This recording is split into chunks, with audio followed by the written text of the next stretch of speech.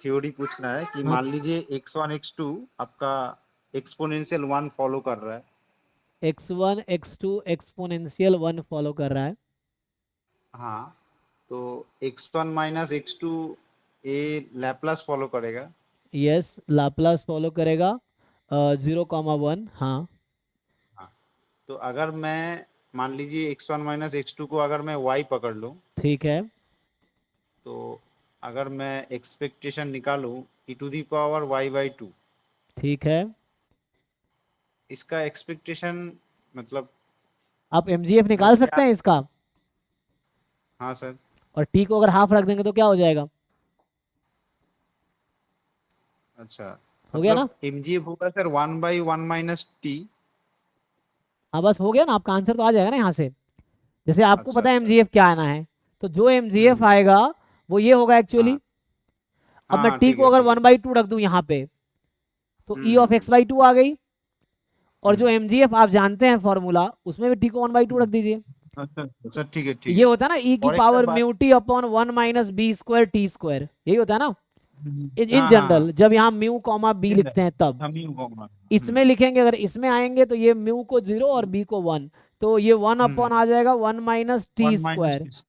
अब जो आप कह रहे थे ये है e की पावर टी एक्स, ये है आपका एक्चुअली। तो आप हाफ रख दीजिए तो आ गया आंसर आपका। आप जो पूछ रहे हैं e की पावर हाँ एक्सपेक्टेशन ऑफ x/2 पूछ रहे हैं, तो t को 1/2 हाँ रख हाँ दीजिए। 1 माइनस 1/4, 3/4, 4/3 आ गया आंसर।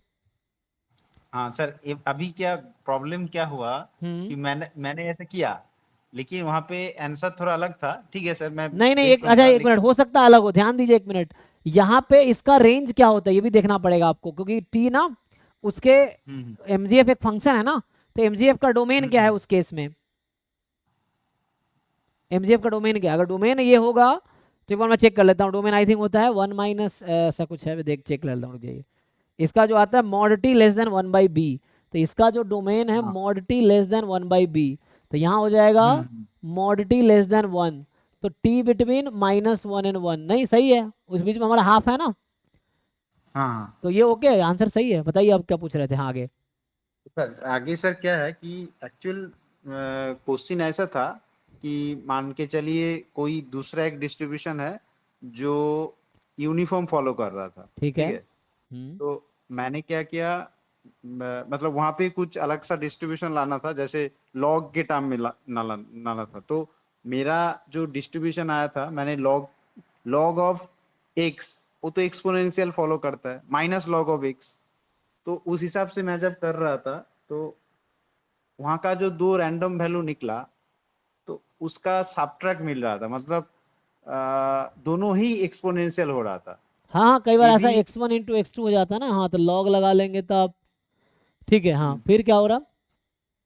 मतलब सर ऐसा क्या, मेरा मेरा थॉट है कि दोनों अगर एक्सपोनेंशियल है, मान लीजिए दोनों ही एक्सपोनेंशियल 1 है, x1 भी एक्सपोनेंशियल 1 है, x2 भी एक्सपोनेंशियल 1 है, हाँ। तो अगर दोनों का माइनस करेंगे तो जीरो, मुझे लग रहा है तो जीरो होना चाहिए, ना ना लेकिन ना ना होता ना, नहीं है। वो रैंडम वेरिएबल का डिफरेंस है, वो हाँ हाँ नंबर थोड़ी है। हाँ दिस इज x1 हाँ माइनस x2 एक्चुअली, या y1 माइनस हाँ, y2 है वो।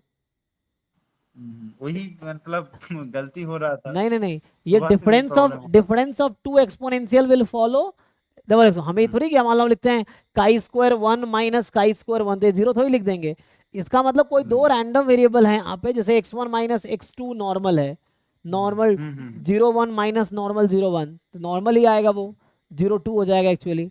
तो ये नहीं कह रहे कि डिफरेंस नंबर का ले रहे हैं, नंबर का डिफरेंस नहीं है ना, वो तो रैंडम वेरिएबल का डिफरेंस है।